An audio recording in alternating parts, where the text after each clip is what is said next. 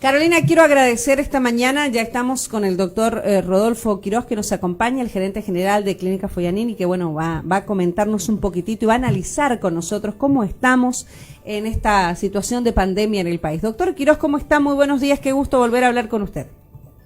Muy buenos días, ¿qué tal? ¿Cómo le va? Muy bien, muchas gracias. Estamos con Carolina, doctor. Un mes cumplimos hoy de cuarentena general en el territorio nacional. Algunos dirían un mes, porque me llega hoy un titular y decía un mes de silencio total. ¿Cuál es la evolución que se puede hacer de la pandemia en Bolivia, doctor? Bueno, en realidad lo que uno está viendo es que la curva de pacientes fallecidos se ha aplanado.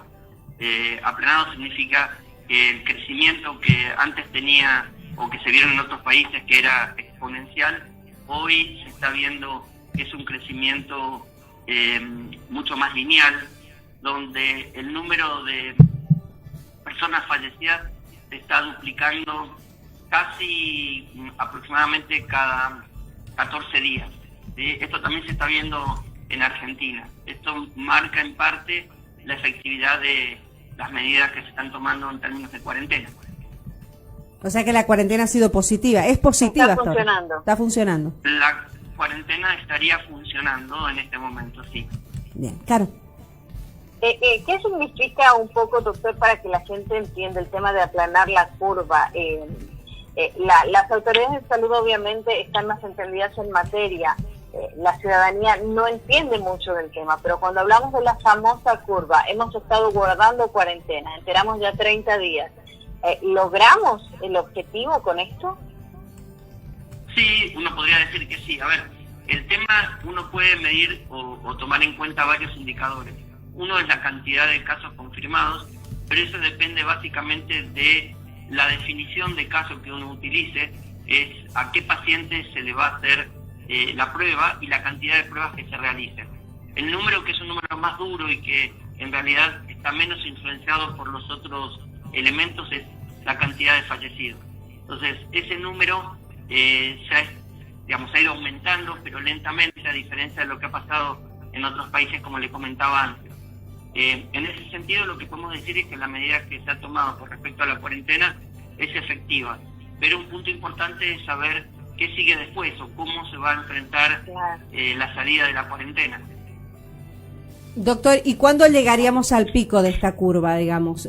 Porque muchos países, por ejemplo, ayer escuchaba yo a la Organización Mundial de la Salud, que muchos países están comenzando a querer retomar una normalidad en base a las circunstancias que vivimos en este momento. Pero la OMS decía y aducía que no estamos listos y que todavía no ha pasado lo peor. ¿Cuándo llegaríamos al pico de esta curva que por hoy está aplanada, decimos, en el país? Bueno, mientras uno implemente las medidas de cuarentena como se está implementando ahora, es muy difícil predecir cuándo podría sobrevenir el pico, porque está tan aplanada la curva que es difícil establecer el momento en que el número de casos, en este caso de fallecidos, empezaría a descender. Es lo que ven la mayor parte de los países, que la cantidad de fallecidos empieza a disminuir con respecto al día anterior. Hoy es muy difícil predecirlo, por lo mismo que le estoy comentando, es al haberse estabilizado la curva, es más difícil de determinar en qué momento la curva va a alcanzar el valor máximo de casos para después descender. Yo creo que lo que van a tener que hacer países como Argentina, como Bolivia, que están en una situación muy similar por la implementación muy temprana de estas medidas, es tratar de hacer una salida ordenada de la cuarentena en algún momento, porque obviamente que más allá del tema sanitario está el tema económico, que puede producir tanto o más daño que la propia enfermedad. Sí, es verdad. Y si hablamos, doctor, en comparación, como usted dice, a otros países, el caso de Argentina, que está en una situación muy similar a la nuestra, el caso de Chile, que ayer ya han comenzado con algunas medidas para retomar la normalidad tan ansiada, ¿cómo está Bolivia en comparación al resto de Sudamérica como mundo? Una manera de establecer el impacto que está teniendo desde el punto de vista sanitario es la cantidad de fallecidos por millón de habitantes. Argentina y Bolivia tienen, si uno divide la cantidad de fallecidos al momento, el día de ayer, por la cantidad de habitantes, tiene un número muy parecido, que es 3 fallecidos aproximadamente por cada millón de habitantes, pero Chile tiene 8. Digo esto porque es muy difícil extrapolar el dato absoluto de cantidad de muertos si uno no lo relaciona con la cantidad de habitantes que tiene ese país. Brasil tiene 13 fallecidos por cada millón de habitantes. México, por ejemplo, tiene 6 fallecidos por cada millón de habitantes. Quiere decir que en este caso Argentina y Bolivia están en una situación ventajosa, y eso tiene que ver básicamente con la implementación precoz de la cuarentena en estos dos países con respecto al resto. Sin embargo, hay que entender que esta es una situación que no se puede prolongar en el tiempo indefinidamente. Entonces, por ahí no es tan importante definir cuándo se va a salir de la cuarentena, sino cómo se tiene que salir de la cuarentena. Que este es un tema que vamos a tocar ahora, doctor, pero me parece muy interesante esto que usted nos acaba de decir, los datos, y voy a hacer un poquito de hincapié en esto. Por ejemplo, si nos vamos a otros países que están peor, como Ecuador, realmente el número es bastante complejo en relación a nosotros. Bolivia y Argentina tienen 3 fallecidos por millón de habitantes. Brasil, y esto es un poco también tomando en cuenta la cantidad de habitantes, 13 fallecidos por millón de habitantes, ¿no? Ahora, esto quiere decir, doctor, y nunca hay que hablar de un éxito, porque en una pandemia, en una situación como esta, creo, donde hay fallecidos, lamentablemente nunca podemos hablar de éxito porque hay personas que pierden la vida. Pero esto quiere decir que no estamos tan mal, a pesar de todo lo que nos han dicho, de todo lo que leemos muchas veces, porque hay mucha información que llega en relación a otros países. No hemos tratado la situación tan mal. Dentro de toda la situación difícil que atraviesa el mundo, Bolivia no está tan mal ubicada. No, yo pienso que no, que se han implementado en general buenas medidas, pero seguimos viendo desde el punto de vista sanitario problemas que hoy no están siendo relevantes, pero que pueden ser relevantes a futuro, como por ejemplo, hay varios. Uno de ellos es la desarticulación entre el sistema público y privado, en el sentido de la definición de cómo manejar los pacientes con pocos síntomas. Distinto, por ejemplo, Argentina, a diferencia de Bolivia, a los pacientes que no tienen factores de riesgo, estamos hablando de gente joven, COVID positiva, ha decidido derivarla a hoteles para mantenerlos aislados del resto del grupo familiar hasta tanto se vuelvan negativos. En Bolivia la decisión inicial fue alojarlos en sus propios domicilios. Esto es factible si la persona vive sola o vive con su esposo o una pareja y los dos están infectados. Pero a veces ha pasado que hemos tenido que derivar al domicilio a personas positivas convivientes de personas de riesgo, y eso genera un problema. En su momento yo escuché que la gobernación había decidido derivar a la gente al Hospital de La Pampa. En realidad lo que se está recomendando es que se reserven hoteles, pero todavía nosotros no tenemos ninguna confirmación como clínica de la posibilidad de derivar casos positivos a algún hotel en particular, que nos parece mucho más razonable que derivar a una persona que por otro lado va a cursar un cuadro gripal banal a un centro asistencial, porque lo más escaso que tiene el recurso sanitario son las camas. Entonces, saturar camas con pacientes que están cursando un cuadro respiratorio leve no tiene ningún sentido. Ese es uno de los problemas que yo vislumbro. Y el otro problema que estoy notando cada vez con mayor intensidad es el uso inadecuado de los recursos.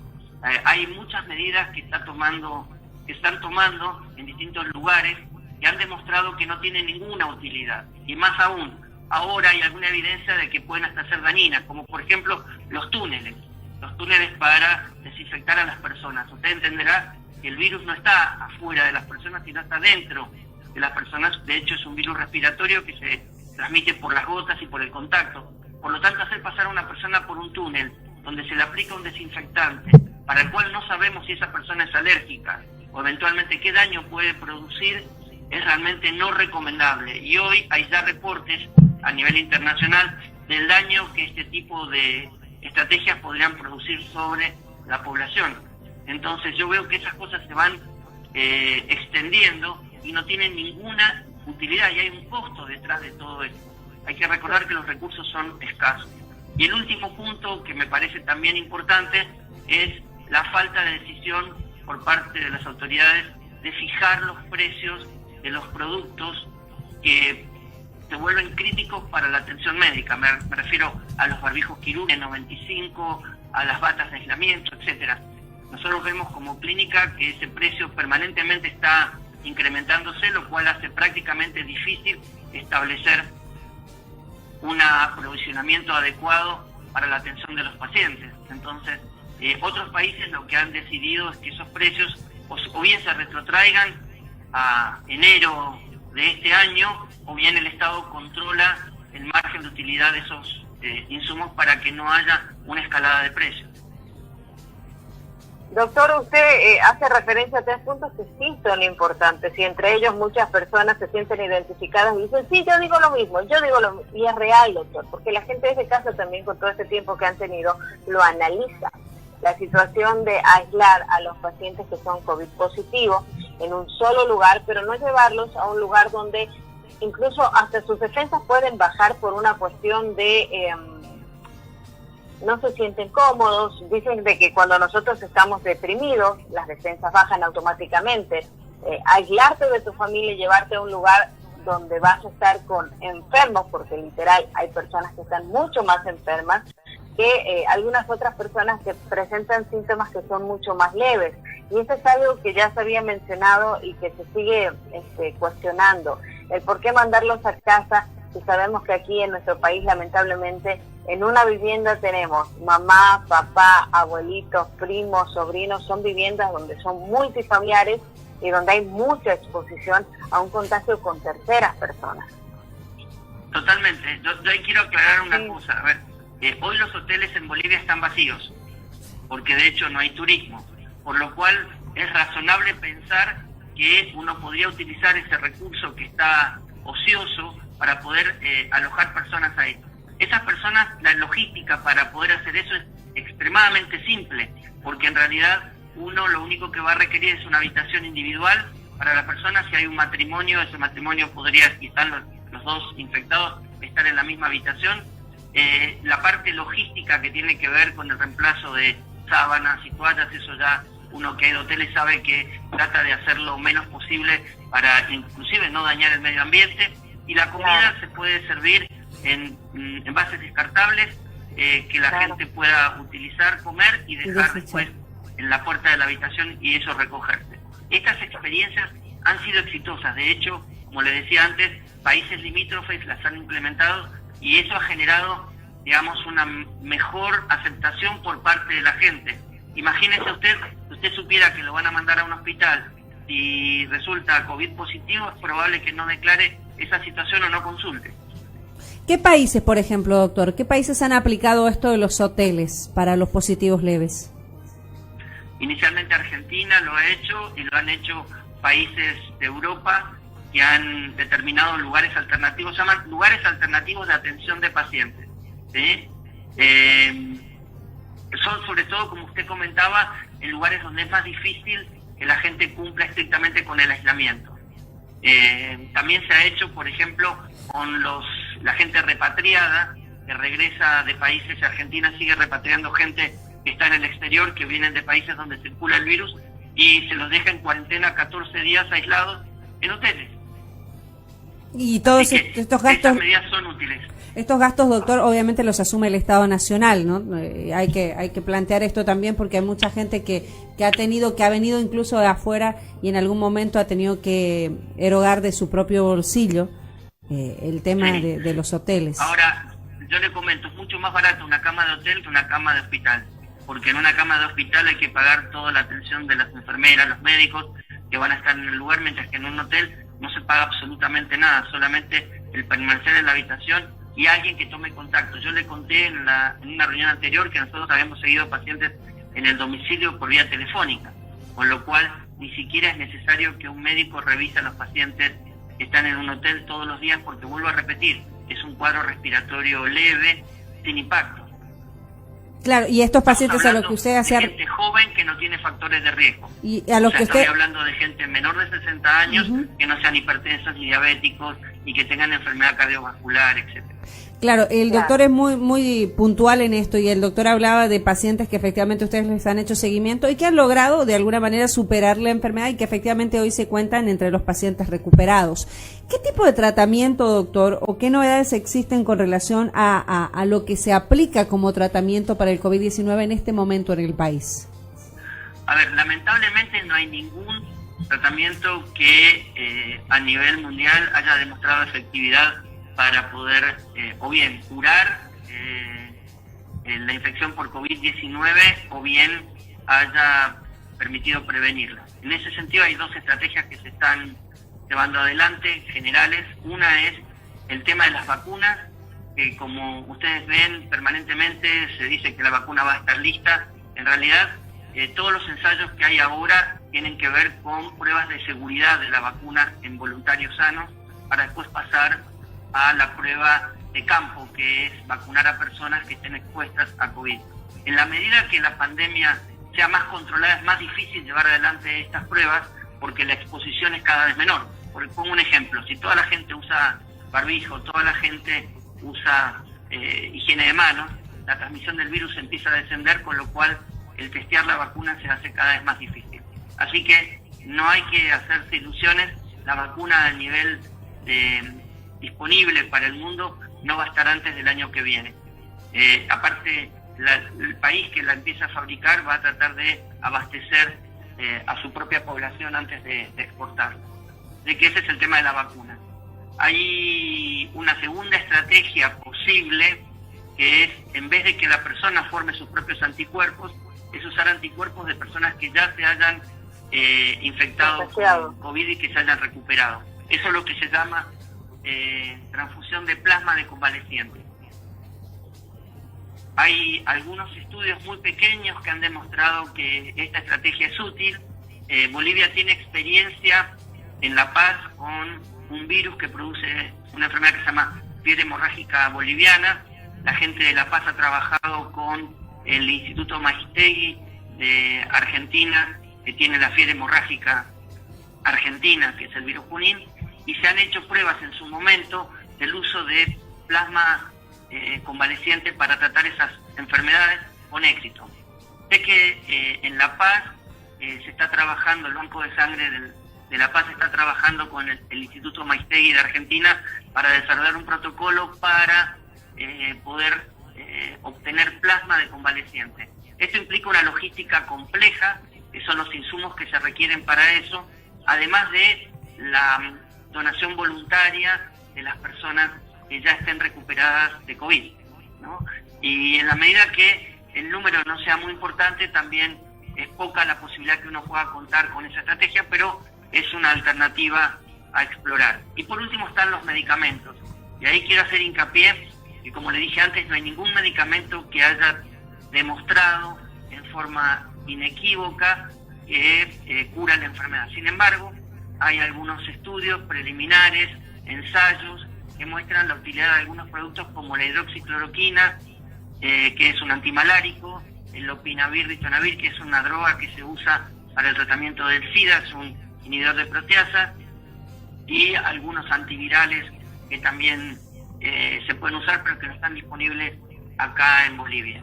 Quiero hacer un hincapié importante en la combinación de hidroxicloroquina y acitromicina. El estudio que dio pie para que la gente empezara a pensar que esta combinación era útil fue solo con 6 pacientes en todo el mundo. Y la verdad es que hoy hay reportes a nivel mundial de eventos fatales por la asociación de hidroxicloroquina y acitromicina, porque uno es el antimalárico, el otro es un antibiótico, y que producen combinados efectos cardiovasculares como arritmias que pueden producir la muerte. Por lo tanto, el gobierno central está por editar recomendaciones a nivel nacional donde excluye la acitromicina en la combinación, porque no está recomendado a nivel mundial la asociación de estos dos productos, porque el riesgo o el daño es mucho mayor que el beneficio potencial que se pueda obtener. Es real lo que dice, doctor, porque incluso aquí en la farmacia, es algo que quizás nosotros no hubiésemos pensado, para la venta de ese tipo de productos han solicitado de que la gente sí o sí tenga receta, de que se le dé prioridad a pacientes que dependen de esa medicación, porque al escuchar es como que todos quisieron ser médicos y eso no está bien, jugar con la salud. Automedicarse, ¿no? No, no es bueno. Y aquí tenemos una mala costumbre, y digo tenemos porque sí lo hemos hecho en alguna oportunidad. Tenemos un resfrío, sí, un poquito de mentizán, un poquito de tal menjunje y no es más, y con eso pasamos, pero no es así. Estamos hablando de que hoy por hoy nos estamos viendo con una situación inmanejable, incluso hasta por los mismos médicos, entonces tenemos que ser más responsables. De hecho, eso quiero remarcar, los pacientes asintomáticos o no asintomáticos, sino con pocos síntomas, sin factores de riesgo, que fueron manejados en su domicilio, ninguno recibió tratamiento específico más allá de un antitérmico y todos se recuperaron. O sea que el manejo de esta medicación es solo dentro del ámbito de internación. No se pueden manejar en la casa estos medicamentos porque, le vuelvo a repetir, el daño es mucho mayor que el beneficio potencial, que de hecho no existe para las personas con pocos síntomas y sin riesgo que puede producir la medicación. Lo que el gobierno debería hacer es restringir la entrega de estos medicamentos en las farmacias para evitar que la gente se apropie de estos productos. Por suerte, lopinavir, ritonavir no se puede entregar en farmacia y algún otro medicamento tampoco, pero por ejemplo acitromicina sí, y esto lo que está generando es que la gente crea que cuando tiene COVID pueda tomar acitromicina para mitigar los síntomas, y eso es un error. Doctor, y cuando usted se refiere a antitérmicos, ¿a qué se refiere? ¿Con qué se trató a la gente que se recuperó y que se le hizo un seguimiento fuera de clínica? Paracetamol. Sí. Solo paracetamol, que es lo que estaría más indicado en todo cuadro viral.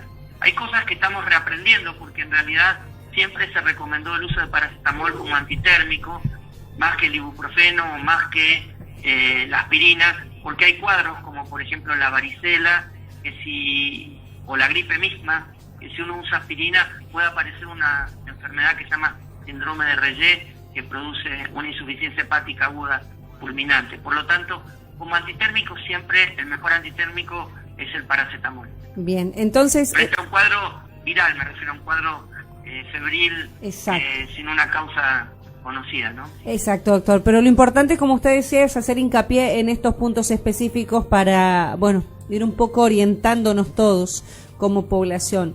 En teoría faltaría una semana y un día para concluir esta cuarentena. En un próximo contacto podemos hablar de la etapa que creo que va a ser más importante, esto de ir volviendo a una normalidad dadas las circunstancias de hoy en día, ¿no, doctor? Porque no es que, vamos a decir, se levanta la cuarentena y todos tendríamos que volver así nomás. Yo creo que en este sentido el gobierno está escuchando algunas voces médicas, clínicas, científicas, de cómo también empresariales tenemos que ir volviendo a la normalidad. Así que le propongo, doctor, si quiere que en un próximo contacto efectivamente podamos hablar de esta etapa post-cuarentena y cómo cuidarnos, que va a ser también muy importante, doctor Quirós. Totalmente, con todo gusto. El próximo encuentro lo charlamos. Le queremos agradecer, y un último mensaje que usted pudiera dar también a la población que en este momento nos está mirando y nos está escuchando a través de la radio, doctor. Como entendido en el tema, y usted que está haciendo seguimiento constantemente a esta situación de pandemia en el país. Bien, como le dije la otra vez, no confiar que el uso de tapabocas o el uso de guantes reemplaza las medidas higiénicas más elementales, como es el tema de lavarse las manos periódicamente, antes de comer, antes de preparar comida, después de usar el baño, después de tocar superficies que estén contaminadas, con agua y jabón o con alcohol gel. Sigo viendo, cuando me toca ir al supermercado, la gente con guantes que después se toca la cara, pensando que el guante es una barrera para que el virus entre, y el virus no entra por la piel. El segundo elemento importante es evitar tocarse la cara cuando uno está fuera de su hogar y ha tocado una superficie contaminada, tocarse la cara, los ojos, la nariz, la boca, toser en el pliegue del codo y mantener el distanciamiento social. Y ahí voy a hacer hincapié nuevamente. El tapaboca que se utiliza no reemplaza el mantenerse a una distancia no menor de 1 metro del resto de las personas. Si no podemos mantener el distanciamiento social, el tapaboca ayuda, pero no reemplaza el resto de las medidas. Así que ese es un punto importante que tenemos que empezar a incorporar, porque como dijimos, al momento de salir de la cuarentena, estas medidas tienen que haber sido grabadas a fuego en nuestro cerebro, produciendo un cambio cultural que en el caso de que no se haya producido, nos va a volver a retrotraer al momento anterior. Doctor, perdón, Ceci, antes del cierre me pregunta la señora Alejandra Jiménez, me pregunta, doctor, aprovechando que lo tengo antes de cerrar, sobre el tema de los delivery. Me dice, estoy preocupada porque la gente ha comenzado a pedir todo por teléfono, y esto no es riesgo. ¿Cómo tenemos que desinfectar las cosas? Que es verdad. Bien, ¿Cómo se desinfecta algo que está llegando de afuera? A ver, eso ya lo conversamos. El tema del delivery, si uno higieniza las manos antes de comer, como combinamos anteriormente, y no toca la cara, no se toca, digamos, otra parte del cuerpo mientras está comiendo, la comida caliente elimina el virus. O sea que si uno come una comida preparada en otro lugar con el delivery y esa comida está preparada y está caliente, el virus desaparece. Con respecto a la superficie externa de los empaques, en realidad yo tengo en lo personal bastante dudas de que sea la fuente de transmisión más importante del virus. Creo que la fuente de transmisión es el estar cerca de otra persona sin protección a menos de 1 metro y el contacto directo con esas personas.